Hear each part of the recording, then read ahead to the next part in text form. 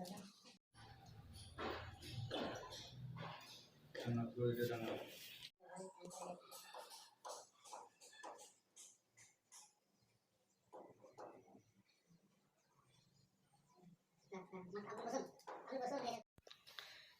বন্ধুরা, welcome back to the channel. আমি আবার চলে এসেছি নতুন একটা দিনে। কেমন আছো তোমরা? নিশ্চয়ই ভালো আছো, আমিও ভালো আছি। তো অনেকদিন ভিডিও দিতে পারছি না, কন্টিনিউ ভিডিও দেওয়া যাচ্ছে না। তার মধ্যে অনেক রকম কারণ। মাঝখানে একটা ভিডিও দিয়েছিলাম, সেটাতে বললাম আমার জেঠ শাশুড়ি মারা গেছেন। সেই সময়তেই আমার আর একটা বিপদ হয়েছিল বাড়িতে, যেটা আজ তোমাদের সামনে আমি শেয়ার করব।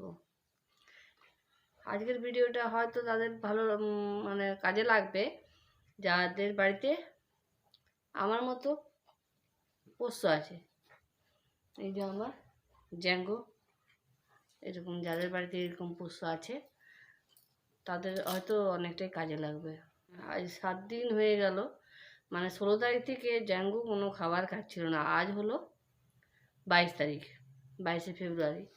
16ই ফেব্রুয়ারি থেকে জ্যাঙ্গো কোনো খাবার খাচ্ছিল না। তার আগেও খাচ্ছিল না, কিন্তু মানে রুচি ছিল না, খাচ্ছিল পরিষ্কার ঠিক মতো খাচ্ছিল না, কিন্তু তাও খাচ্ছিল। 16 তারিখ থেকে সম্পূর্ণ খাওয়া দাওয়া বন্ধ। তারপরে দেখলাম বমি করতে শুরু করলো, নর্মাল বমি করলো।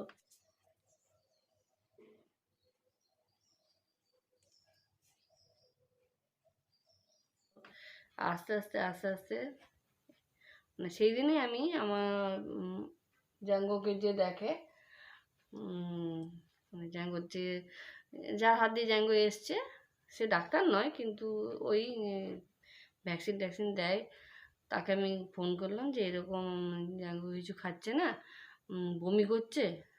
বলছে ঠিক আছে কাকিমা, আমি তো আমার ছেলের বন্ধু, তো বললো কাকিমা আমি তো বাইরে আছি, আমি রাত্রেবেলায় গিয়ে আমি দেখে আসবো। আমি ঠিক আছে, তুই যতটা রাত্রে পারিস আয়, এসে দেখে যাবি। তো সে সেদিন আসতে পারলো না। পরের দিন সকালেই আমি তাকে ফোন করেছি, তো তখনও জ্যাঙ্গো কিছু খায়নি, উপরন্ত বমি করে যাচ্ছে, তার সাথে একটু একটু পটিও করছে। তখন আমি ওকে আবার সকালে ফোন করলাম যে কাকিমা কাল আমি যেতে পারিনি, আজকে ফিরবো, ফিরে আমি তোমাদের বাড়ি যাব। ঠিক আছে, আমি বললাম এরকম এরকম অবস্থা হচ্ছে, না দেখে তো আমি ওষুধ দিতে পারবো না কিছু, বা কী অবস্থা সেটা আমাকে দেখতে হবে। ঠিক আছে আয়।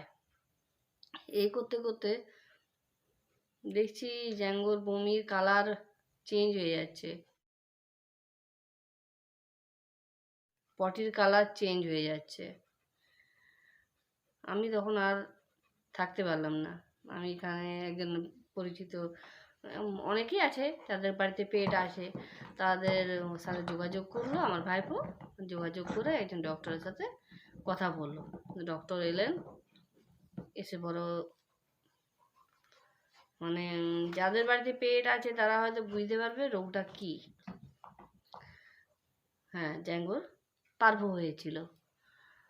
খুব চিন্তায় পড়েছিলাম, ঘুম টুম তো বন্ধ হয়েই গেছিলো, নিজেদের খাওয়া দাওয়া এমনিতেই আমাদের জেঠিমা মারা গেছিলো, খাওয়া দাওয়া চলছিল না, সেই সময়তে খাওয়া দাওয়া সম্পূর্ণ সব বন্ধ হয়ে, ঘুম টুম বন্ধ হয়ে প্রচণ্ড একটা টেনশন চিন্তার মধ্যে আমরা ছিলাম।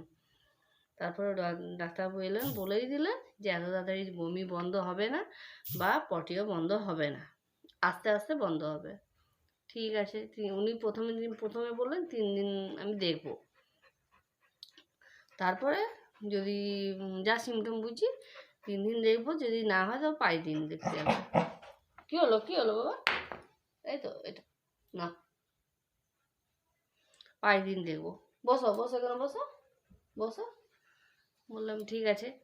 তো সেই মতো করে ওকে 3 দিন পরপর স্যালাইন দিতে থাকলো, তার সাথে ইঞ্জেকশন যেগুলো আছে ওদের, সেই ইঞ্জেকশনগুলো দিল। কিন্তু দ্বিতীয় দিনে এত বমি করলো, পুরো ব্লাড, মানে কাঁচা ব্লাড যেটা বলে না, সেরকম কাঁচা ব্লাড। পটি করছে সেটাও এরকম।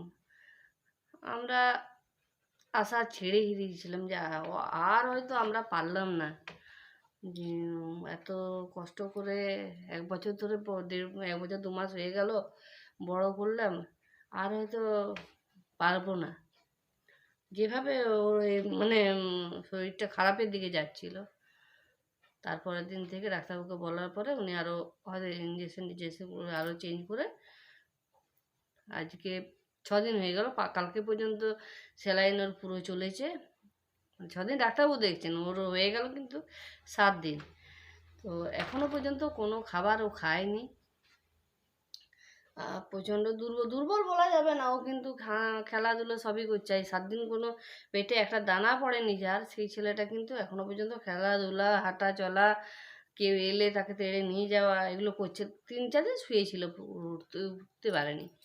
তো যাই হোক, এখন মোটামুটি একটু সুস্থ, কিন্তু কোনো খাবারও খাচ্ছে না। ওর যে পছন্দের খাবারগুলো দিচ্ছি সেগুলোও ও মানে সেগুলোও খেতে পারছে না, কোনো খাবারই খাচ্ছে না। তার জন্যে ডাক্তারবাবু আরও ওষুধ দিয়েছেন। আবার কালকে, আজকে আসেননি, আজকে বললো ওষুধগুলো খাক, কালকে আবার দেখবে। তা হ্যাঁ, পটি বমি দুটোই বন্ধ হয়ে গেছে। একবার পটি করেছে, বমিটা একদম বন্ধ হয়ে গেছে। কাল রাতে করেছিল, আজ এখনও করেনি। তো সেটাও মানে খুব খারাপ নয়, যে দেখে ভয় পাওয়ার মতো নয়। তো যাদের বাড়িতে পেট আছে বা এরকম সিমটম বুঝতে পারবেন, তারা অতি শীঘ্র ডাক্তার দেখিয়ে নেবেন, না হলে খুবই মুশকিল। এত কষ্ট পেয়েছি, ও তো পেয়েছে, ওর সাথে সাথে আমরা যে এতটা কষ্ট পেয়েছি যে মানে বলার নয়। এত কষ্ট আমরা ওর জন্য পেয়েছি, খুব কষ্ট। আর সেই সময় আমাদের ঘাটের কাজ ছিল, সাধ্যের কাজ ছিল, কিছু করার নেই, যেতেই হচ্ছিল। যাচ্ছিলাম, সরা সরা বাবা, সরা সরা সরা সরা সরা। সেই সময় আমাদের যেতেই হচ্ছিল। এখানে এসো, এখানে বসো। ঘাটের কাজ, সাধ্যের কাজ, বাসি সাধ্যের কাজ, নিয়মভঙ্গ যেটা, কিন্তু আমরা যাচ্ছিলাম আর চলে আসছিলাম। ওরাও কিছু বলেনি, ওরাও জানে যে এরকম বাড়িতে অসুস্থ, কিছু করার নেই। নোংরা মুখে দেবে না, নোংরা কিন্তু কিছু মুখে দেবে না জ্যাঙ্গো, আমি কিন্তু মারবো। আর নোংরা মুখে দিও না কিছু। যাই হোক, আমি এটা জানানোর জন্যই সব মানে ভিডিওটা করা, এই যদি কেউ এরকম সিমটম কিছু বুঝতে পারো, অতি শীঘ্র ডাক্তারের কাছে নিয়ে যাও, নাহলে খুব মুশকিলে পড়ে যাবে। সবারই পেট থাকলে ডাক্তারের সাথে যোগাযোগ থাকবেই, জানি। তো মানে এত মায়া জিনিস এগুলো, শরীর খারাপ হলেও সহ্য হয় না, বকা ধমকা করি, খুব বিরক্ত করে, জ্বালায়, বকা ধমকা করি, কিন্তু শরীর খারাপ কদিন এত কষ্ট পেয়েছি আমরা, না যে বলার নয়। তো তোমাদের জানানোর জন্য আজকে আমি ভিডিওটা করলাম। একটু খেয়াল রেখো, যাদের বাড়িতে এরকম বাচ্চা আছে তারা একটু খেয়াল রেখো, খুব সমস্যায় পড়ে যাবে না হলে। দেখো, এত চঞ্চল ছেলেরা কেমন শান্ত হয়ে শুয়ে আছে, কোনো কিছুতেই যেন ছাড় নেই। খাবার দেওয়া হয়েছে, কত কত ভাত খায় সেই ছেলেটা, একটুখানি 1 চামচ ভাত দিয়েছি, সেটাও মুখে দিচ্ছে না কোনো মতেই। আর ভেতরে মানে মুখটা হাঁ করে দিয়ে দিলে ঘঁ করে তা করছে, আমাকে ভয় দেখাচ্ছে। ও কোনো দিনও এরকম করে না, কিন্তু কোনো মতেই একটুকুনো খাবার ওকে আমি খাওয়াতে পারছি না। ডাক্তারবাবু বলছে এবার খাবার খাওয়াতেই হবে, কী করে খাবার খাওয়াবো আমি জানি না। তো আজকের ভিডিওটা আমার এই পর্যন্তই। সবাই খুব ভালো থাকো, সুস্থ থাকো, হাসি খুশি থাকো, অবশ্যই সাবধানে থাকো। দেখা হচ্ছে নেক্সট ভিডিওতে, ততক্ষণের জন্য বাই।